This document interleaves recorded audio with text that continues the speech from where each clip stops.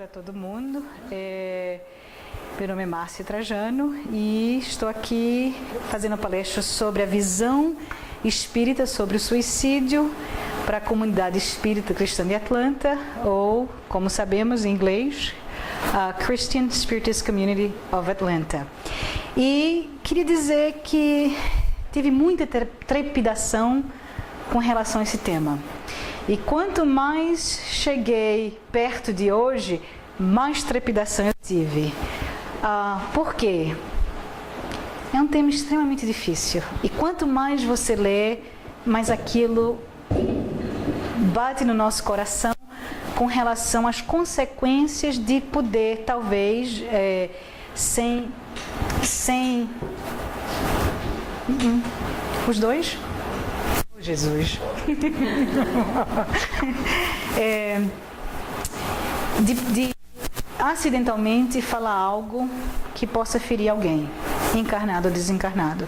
Então peço desculpa de antemão as palavras que não foram intencionais, mas que saíram de acordo com meus próprios preconceitos, não é? Quem daqui pode me falar se sabe de alguém, conhece alguém que cometeu suicídio ou que tenha talvez tentado cometer o suicídio?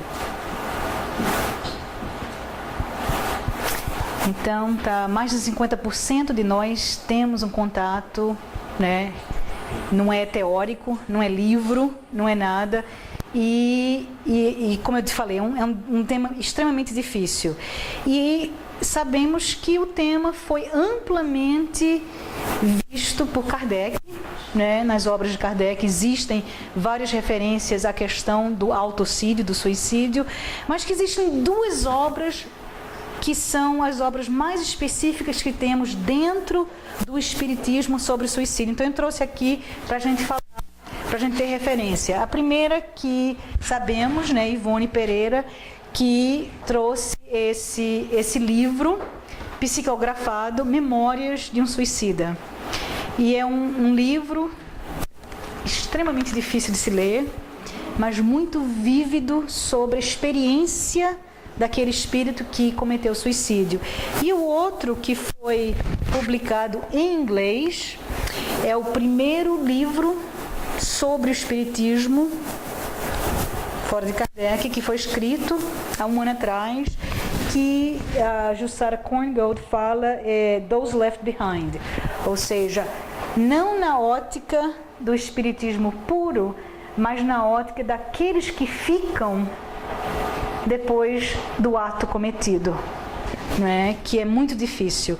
E por fim, queria trazer para vocês, só lembrar que no Brasil a iniciativa do CVV, né, que é a Propostas de Vida, e que é um trabalho lindíssimo que dá para aqueles que podem ser voluntários lidar com as pessoas que talvez estejam tentando, por alguma razão, pensando em cometer o suicídio. Então está aqui para quem quiser dar uma olhada.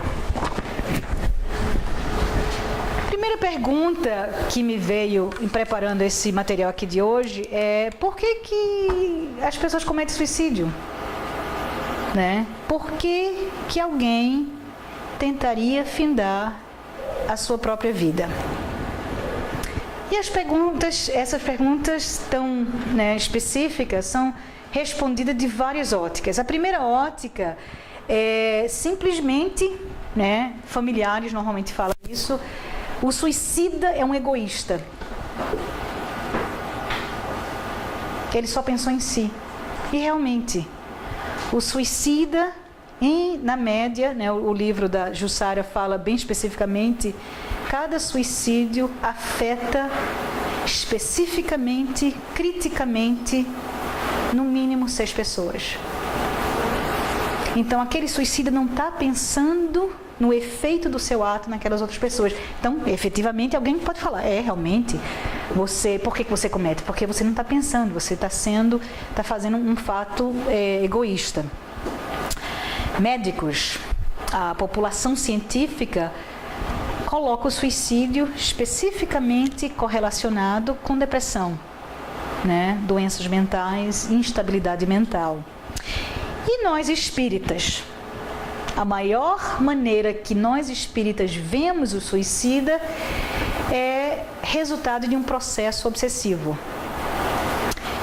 Mas não existe uma resposta simples para uma pergunta tão complexa. Provavelmente é um pouco de cada coisa.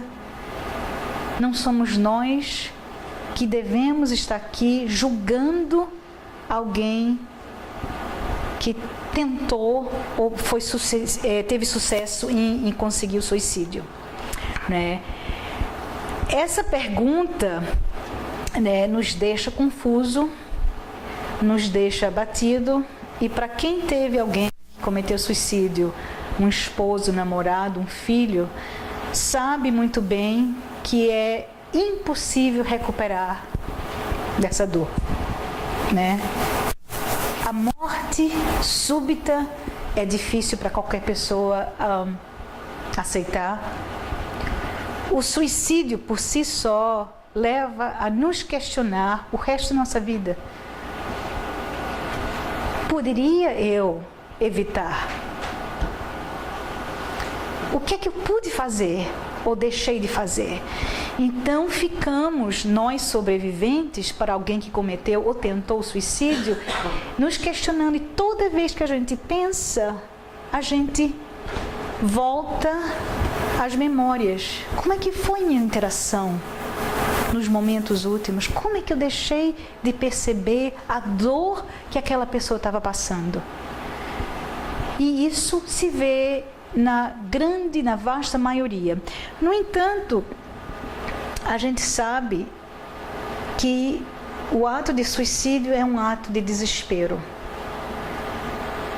É um ato em que ele se mostra, o ato, como a única saída para uma pessoa que não tem resposta para uma grande dor. Se a pessoa não tem nada para viver, a gente pode perguntar: será que essa pessoa tem o direito realmente de eliminar sua vida? Religiosamente, né, na moral de todas as grandes religiões, Deus ensina que não devemos julgar, não é isso? Não devemos julgar. Deus também nos mostra, o Espiritismo nos mostra, que todos nós temos o livre-arbítrio. Se a gente tem um livre-arbítrio, a gente pode deduzir, eu estou me colocando a pessoa que está contemplando o suicídio, eu posso deduzir que se eu não vou ser julgado, e se eu tenho meu livre-arbítrio, se eu controlo a minha vida, realmente eu posso terminar minha vida. Faz sentido? Mas será que podemos? Será que eu não devo satisfação a ninguém?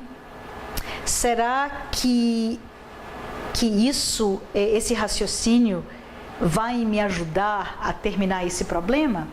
E a gente chega a uma questão muito interessante que é, e sabemos, né, nós espíritos sabemos isso, o suicida, quando vê a ótica pequena e facelada, né, uma pequena faixa da verdade, que é não ter julgamento e ter o livre-arbítrio, o suicida esquece de duas coisas.